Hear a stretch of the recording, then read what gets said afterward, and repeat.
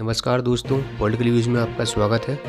आगामी विधानसभा चुनावों की तारीखों का ऐलान हो चुका है, जहां गोवा में 14 फरवरी को एक ही चरण में 40 सीटों पर वोटिंग होगी। वहीं मणिपुर में 2 चरणों में वोटिंग होगी। मणिपुर में 27 फरवरी को पहले चरण की वोटिंग और 3 मार्च को दूसरे चरण की वोटिंग संपन्न हो जाएगी। सभी राज्यों के साथ गोवा एवं मणिपुर के नतीजे भी 10 मार्च को घोषित किए जाएंगे। तो इस वीडियो में हम बात करेंगे गोवा और मणिपुर विधानसभा चुनाव के ओपिनियन पोल की। ओपिनियन पोल की शुरुआत करते हैं गोवा से। गोवा में इस समय प्रमोद सावंत के नेतृत्व में बीजेपी की सरकार है और बीजेपी की ओर से प्रमोद सावंत ही मुख्यमंत्री पद के उम्मीदवार भी हैं। लेकिन अब ये सवाल उठता है कि क्या इस बार प्रमोद सावंत बीजेपी को गोवा में जीत दिलाने में कामयाब हो पाएंगे या फिर 10 सालों बाद कांग्रेस की सत्ता में वापसी होगी। क्या होने वाला है आम आदमी पार्टी का गेम प्लान? क्या दिल्ली के बाद गोवा वो दूसरा राज्य बनेगा जहां आम आदमी पार्टी की सरकार होगी, या फिर बंगाल की तरह गोवा में भी चलेगा ममता बनर्जी की पार्टी टीएमसी का जादू? इन्हीं सारे सवालों के जवाब के साथ पेश है गोवा का सबसे सटीक ओपिनियन पोल। गोवा विधानसभा में कुल 40 सीटें हैं और यहाँ बहुमत का आंकड़ा है 21। इस बार के विधानसभा चुनाव में 4 प्रमुख पार्टियां एवं गठबंधन चुनावी रेस में शामिल हैं। इन चारों पार्टियों के बारे में एक एक करके बात करते हैं। पहली पार्टी है बीजेपी। गोवा विधानसभा चुनाव में बीजेपी अकेले ही चुनावी मैदान में ताल ठोकती हुई नजर आएगी। दूसरी पार्टी है कांग्रेस। कांग्रेस इस बार का चुनाव गोवा फॉरवर्ड पार्टी के साथ गठबंधन में लड़ेगी। तीसरी पार्टी है आम आदमी पार्टी और चौथी पार्टी है ममता बनर्जी की टीएमसी। टीएमसी पहली बार गोवा में विधानसभा चुनाव लड़ने जा रही है और उसने गोवा की लोकल पार्टी एमजीपी के साथ गठबंधन किया है। तो चलिए अब शुरू करते हैं गोवा का ओपिनियन पोल और जानते हैं कि 2022 में कौन सी पार्टी गोवा में सरकार बना सकती है। सबसे पहले बात करते हैं वोट शेयर की। हमारे ओपिनियन पोल के अनुसार बीजेपी को 35% वोट मिल सकते हैं। कांग्रेस गठबंधन दूसरे स्थान पर रहेगा और इस गठबंधन खाते में 22% वोट जाने का अनुमान है। वहीं आम आदमी पार्टी को 20% वोट हासिल हो सकते हैं, जबकि टीएमसी एवं एमजीपी के गठबंधन को 12% वोट मिलेंगे और अन्य के खाते में 11% वोट जाने का अनुमान है। वोट प्रतिशत के मामले में तो बीजेपी नंबर 1 है, जबकि कांग्रेस नंबर 2। पर क्या सीटों के आंकड़ों में भी हमें यही कहानी देखने को मिलेगी? आइए जानते हैं ओपिनियन पोल में। सबसे पहले बात करते हैं टीएमसी और एमजीपी गठबंधन की। टीएमसी को जैसी उम्मीद थी वो वैसा कारनामा करती हुई दिखाई नहीं दे रही है और इस गठबंधन खाते में मात्र 3 से 5 सीटें ही जा सकती हैं। अब बात करते हैं आम आदमी पार्टी की।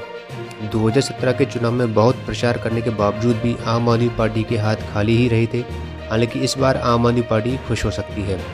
गोवा के चुनाव में आपको 4 से 7 सीटें मिलने का अनुमान है। वहीं अगर हम बात करें कांग्रेस और गोवा फॉरवर्ड पार्टी को मिलने वाली सीटों की, तो ये गठबंधन 8 से 11 सीटें जीतने में कामयाब हो सकता है, परंतु ये सीटें गोवा में सरकार बनाने के लिए काफ़ी नहीं हैं। तो आइए अब हम बात करते हैं बीजेपी को मिलने वाली सीटों की।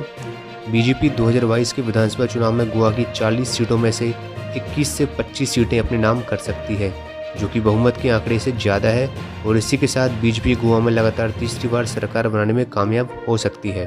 इसके अलावा अन्य पार्टियों के खाते में 0 से 3 सीटें जाने की संभावना है। अब हम गोवा की 40 विधानसभा सीटों का फाइनल आंकड़ा आपके सामने रखते हैं।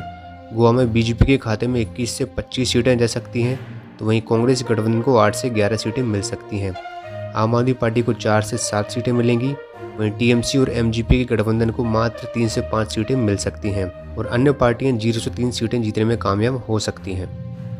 तो हमारे चैनल के सर्वे में बीजेपी गोवा की सत्ता को बरकरार रखने में कामयाब होती नजर आ रही है। पर मणिपुर में क्या होगा? क्या मणिपुर में अभी बीजेपी की सरकार बनने जा रही है या फिर यहाँ कांग्रेस का जलवा देखने को मिलेगा? एनपीपी और एनपीएफ का मणिपुर में कितना असर होगा? आइए जानते हैं मणिपुर के सबसे ताज़ा ओपिनियन पोल में।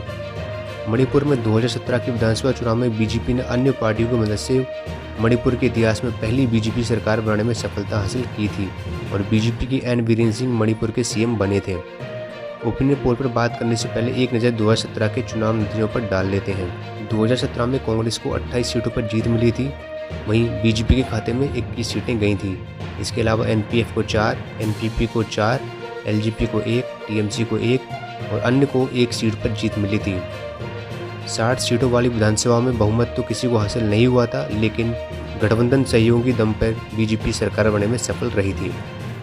तो चलिए अब हम ओपिनियन पोल के आंकड़ों पर नज़र डालते हैं और जानते हैं कि क्या एन बीरेन सिंह बीजेपी की सत्ता बचा पाएंगे या नहीं। ओपिनियन पोल की शुरुआत करते हैं वोट शेयर से। हमारे ओपिनियन पोल के अनुसार बीजेपी को सबसे ज़्यादा 38% वोट मिल सकते हैं, जबकि कांग्रेस के खाते में 34% वोट जा सकते हैं।